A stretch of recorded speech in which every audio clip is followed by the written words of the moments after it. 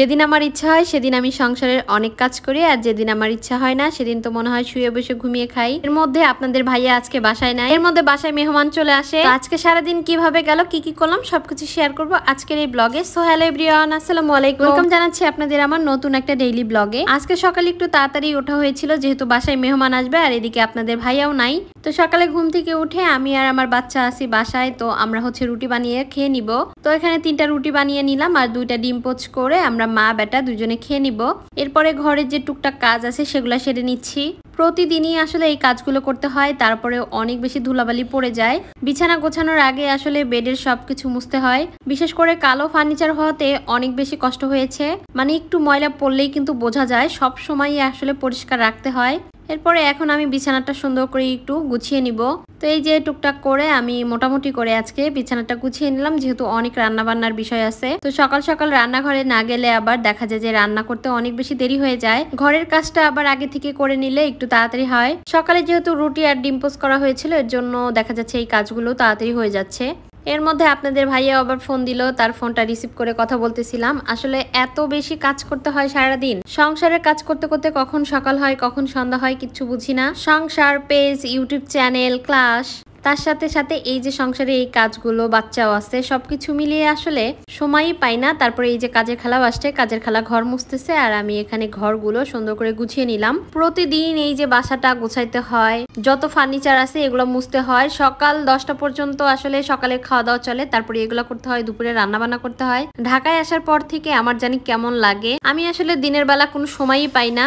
আর এখন না সারাদিন কাজ করতে করতে রাতের বেলা বিছানায় গেলে এত বেশি ঘুম পায়। ও আচ্ছা, যারা আমার মতো ঘরের ভিডিও বানিয়ে মাসে 30 থেকে 40 হাজার টাকা ফেসবুক পেজ থেকে আর্নিং করতে চান, তারা কিন্তু আমাদের 7 দিনের মনিটাইজেশনের কোর্সটা করতে পারেন। যদি কোর্স করতে চান তাহলে আপনাদের মেইন আইডি দিয়ে এই পেজে ইনবক্স করবেন। ওকে সেই সকাল 8:30টার দিকে এগুলা খেতে দিছিলাম, মানে আমি খাওয়াইছিলাম, খায় নাই। তো ওকে একা একা পরে বলছে যে হাত দিয়ে একটু খাও, তবে সে খাচ্ছে না। 1 ঘন্টার উপরে চলে গেছে তাও খাওয়া হয় নাই। তো এখানে কিন্তু ড্রয়িং রুমটাও সুন্দর করে গুছিয়ে নিয়েছি। মানে আমি এই গোছানোর কাজটা অফ ক্যামেরায় করেছি। আমি যদি অন ক্যামেরায় করতে যাইতাম তাহলে আমার দেখা যেত 12টা বেজে যেত।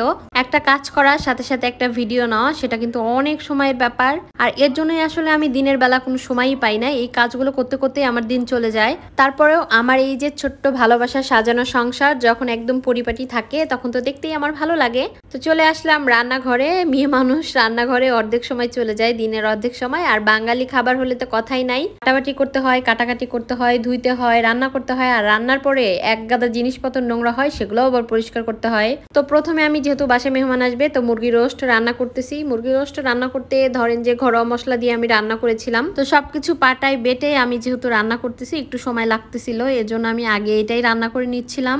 পোলাওয়ের সাথে মুরগি রোস্ট খেতে আমার অনেক বেশি পছন্দ। আমি পোলাও রান্না করলে, মুরগি রোস্ট রান্না না করলে আমার মনে হয় যে কিছু একটা রান্না করি নাই বলতে পারেন। আমার অনেক বেশি পছন্দ।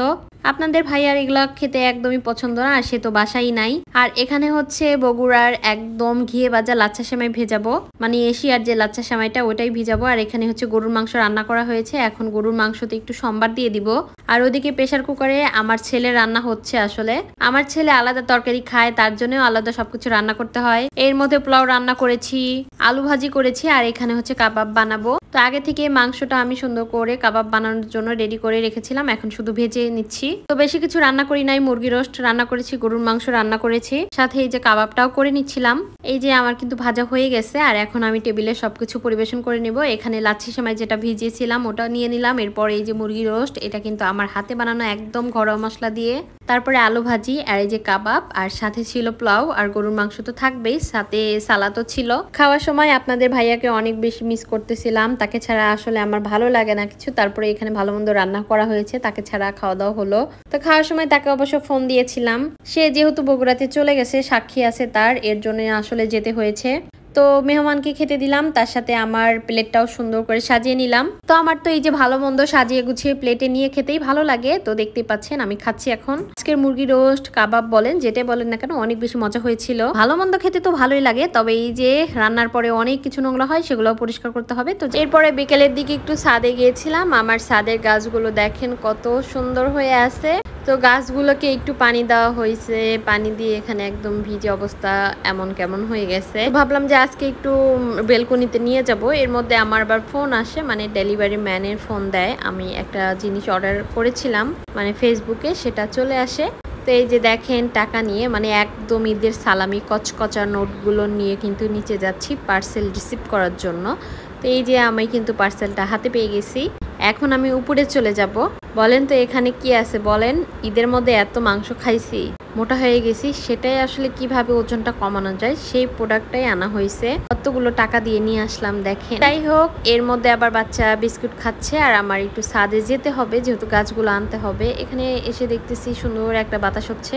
আমার ছাদের গাছগুলো বৃষ্টি আসার কারণে অনেক সুন্দর পরিষ্কার হয়েছে। এদিকে আমিও পানি দিয়ে একটু সুন্দর করে পরিষ্কার করলাম। এরপরে আমি কিন্তু এই যে নিচে নিয়ে এসেছি, আমি সুন্দর করে একটু সাজিয়ে রাখবো এর জন্য। তো অনেক দিন পরে বেলকনিতে আবারও গাছ রাখলাম। তো গাছ রাখার পরে মনে হলো যে আমি নতুন একটু গাছ কিনি, এর জন্য আবারও আমি নার্সারিতে চলে এসেছি। বাড়ির পাশে একটা নার্সারি ছিল আগারগাঁয়ের এদিকে। তো এইখানে অনেক সুন্দর সুন্দর গাছ পাওয়া যায়, অনেক দাম। তবে এইখানকার গাছগুলো এত বেশি সুন্দর, মানে যেটাই দেখবো সেটাই আসলে পছন্দ হয়। তো এখান থেকে দুইটা গাছ নিয়ে চলে যাচ্ছিলাম বাসার দিকে। এদিকে এই জুস বার, মানে এই দোকানটা এত সুন্দর সুন্দর জুস বিক্রি করে যে এখানে নামলাম, যেহেতু এখন গরমের দিন অনেক বেশি তৃষ্ণা পেয়েছিল। তো জুস খেয়ে চলে আসলাম বাসায়। এসেও আবার আম কাটতেছি আম খাওয়ার জন্য। তো যাই হোক, আজকের এই ভিডিওটা কিন্তু এই পর্যন্তই। সবাই অনেক বেশি ভালো থাকবেন, সুস্থ থাকবেন। দেখা হবে পরবর্তী কোনো ভিডিওতে। আল্লাহ হাফেজ, অ্যান্ড থ্যাংকস ফর ওয়াচিং।